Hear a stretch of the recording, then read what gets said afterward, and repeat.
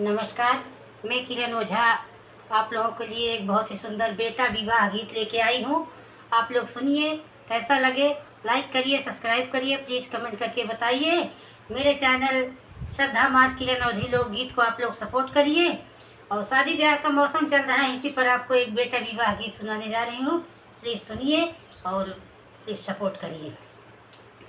मैं तो से पूछूं ये गंगा मैया, काहे तोहरा धबैल पानी रे ललनवा।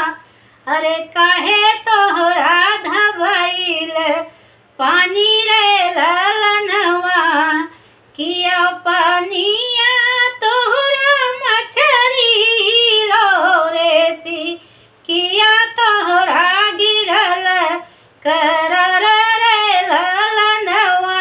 रे किया तोहरा गिरल करर रे ललनवा, नहीं पानिया हमरा मछरी हिलो रे सी, नहीं हमरा गिरल करर रे ललनवा।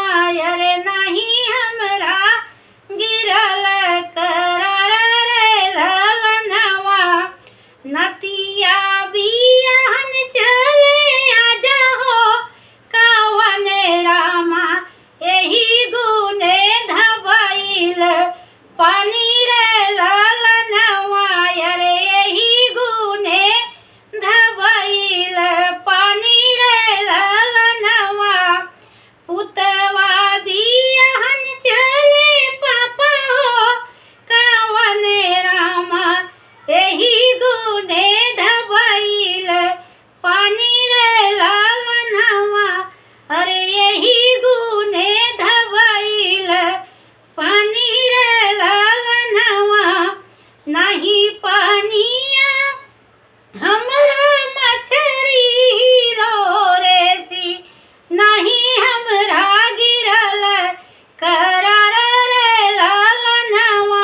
रे नहीं हमरा गिरल करर रे ललनवा। अरे भैया बियाहन चले भैया हो कवन रामा, एही गुने धबैल पानी हो ललनवा। रे एही गुने धबैल पानी रे ललनवा।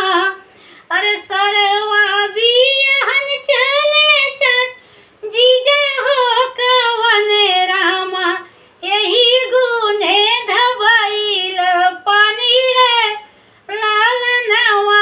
रे एही गुने धबैल पानी रे ललनवा। अरे एही गुने धबैल पानी रे ललनवा। अरे एही गुने धबैल पानी रे ललनवा। जय श्री कृष्णा, राधे राधे। पूरा वीडियो आप लोग फुल वॉच करिएगा और बताइएगा कि आप लोग को कैसा लगे।